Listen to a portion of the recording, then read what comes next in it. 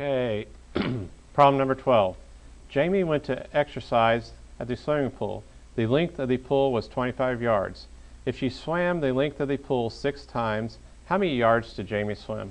And if you look at the, there's a strip diagram right there, and it shows how many times she swam it. She swam it 1, 2, 3, 4, 5, 6 times. And basically, you could either add that up or multiply 6 times 25. And that's a fact. I know, say for instance, 6 quarters would be $1.50 or 150 cents. Or I could just go ahead and work it out. 25 times 6. 6 times 5 is 30. And 6 times 2 is 12 plus 3 is 15.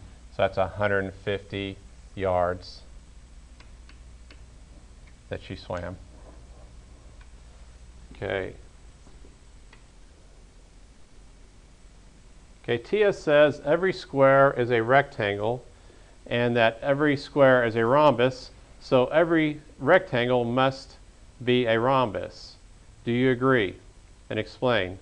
Okay, and I would have to say no, and that's because, I'll put no, and that's because all sides are not the same on a rectangle. A rectangle, or not necessarily, all sides don't necessarily have to be the same. And if it's rectangle, so every rectangle must be a rhombus, that's not a true statement. It can be, but it's not necessarily true. Okay, question number 14. Is it possible for a quadrilateral to be both a rhombus and a parallelogram? And explain. And yes, it is. A rhombus is a parallelogram and a quadrilateral. A rhombus falls back in the category of a parallelogram because a parallelogram is supposed to have opposite sides that are parallel, and a rhombus has that.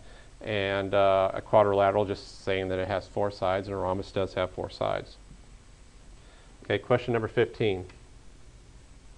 What number comes next in the pattern, and what is the rule? So you need to figure out what's the next number in our pattern right there. Question number 16. All the sides of an equilateral triangle are the same length. Is an equilateral triangle also a rhombus? And explain. Question 17. In math class, Mr. Myers drew a quadrilateral on the board. It had only one set of parallel sides and no right angles. Which shape is it? A square, B, a rhombus, C, a rectangle, or D, a trapezoid? Question 18. Could you use the formula Could you use the formula for finding the perimeter of a square to find the perimeter of any other quadrilateral, and explain? And right down there he's telling you what the formula for perimeter of a square is. P equals 4 times S, or you just multiply one side times 4.